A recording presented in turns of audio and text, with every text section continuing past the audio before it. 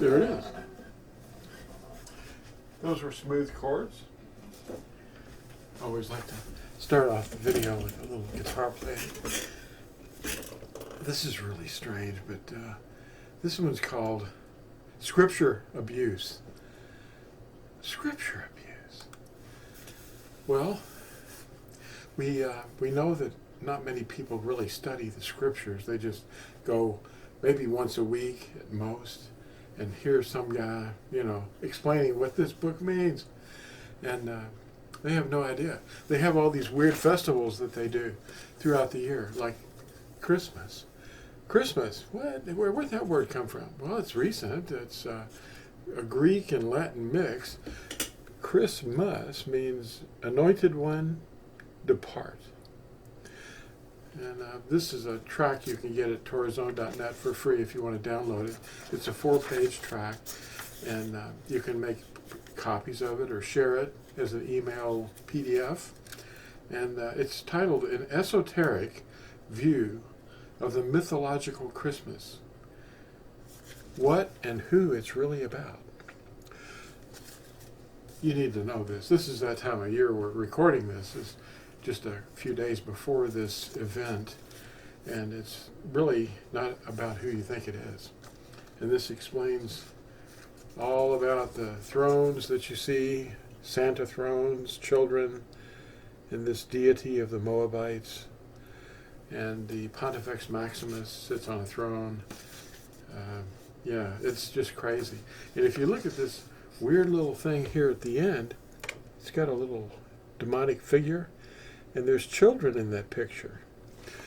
And the Moabites used to put their children in the lap of a metal object, and they were incinerated. Well, anyway, we're going to open this one up with scripture abuse, not child abuse. Guitar abuse, possibly, yeah. Anyway, the thing that they do in Scripture is they equivocate. They make things that are completely different seem to be the same thing. Like the disciple of Yahusha who was named Yaqub, they call him James. At James 4, verse 8, it says, "Draw near to Elohim, and he will draw near to you. Cleanse your hands, you sinners, and purify your hearts, you double-minded." A double-minded person is a person that will say one thing to your face and say something else behind your back. That's one thing that they do. Or they might think two things that are not correct at the same time. The more you research, the crazier you sound to ignorant people.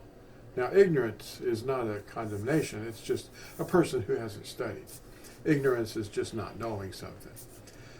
When you're dead, you don't know it, but those around you suffer. It's the same when you're ignorant. You might need to hear that a couple of times before you can really make sense of it. But scripture abuse is common. People don't realize it. Equivocation is a Jesuit tactic. I was raised and trained by Jesuits. One of the founders of the Jesuits was Loyola, and his sidekick was Xavier. And I was taught by the Xavieran brothers. In a recent video, someone left a comment that the names that we see in the scriptures are equivalent to the actual names of the people in ancient times. Is this true? Well, they don't sound the same, but they're the equivalent? It's not really true. Yusuf became Joseph. Yaqub became James. Yashayahu became Isaiah. Eliyahu became Elijah. And there's Elisha became Elisha. And Yahusha became J-E-S-U-S. And Yahuwah was replaced with an English word, L-O-R-D. They're not equivalent. Now, this four-lettered name of Yahuwah which is H3068, Yod, He, Ua, He, was replaced 6,823 times in most translations with this English word Lord. Lord is the definition of Aduni, Kyrios, Dominus, and that's how L-O-R-D got in the King James Version. And it's the definition of a Hebrew deity that wasn't really there, named B-E-L. They call B-A-A-L. And that's H1167. And it's spelled Beth Ayin Lamed. And the prophet that we just talked about, Eliyahu, he had a showdown at Mount Carmel with the priests of Beel. And they all screamed at the end that Yahuwah, he is Elohim. Yahuwah, he is Elohim. Now, is that equivalent with Beel? I don't think so. Yahuwah gave us his 10 Commandments.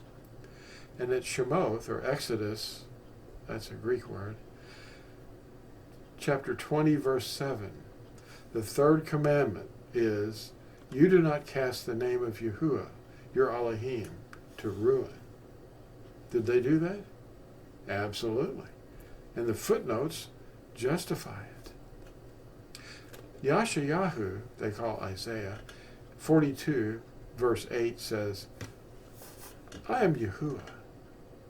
That is my name. And I do not give my esteem to another, nor my praise to idols.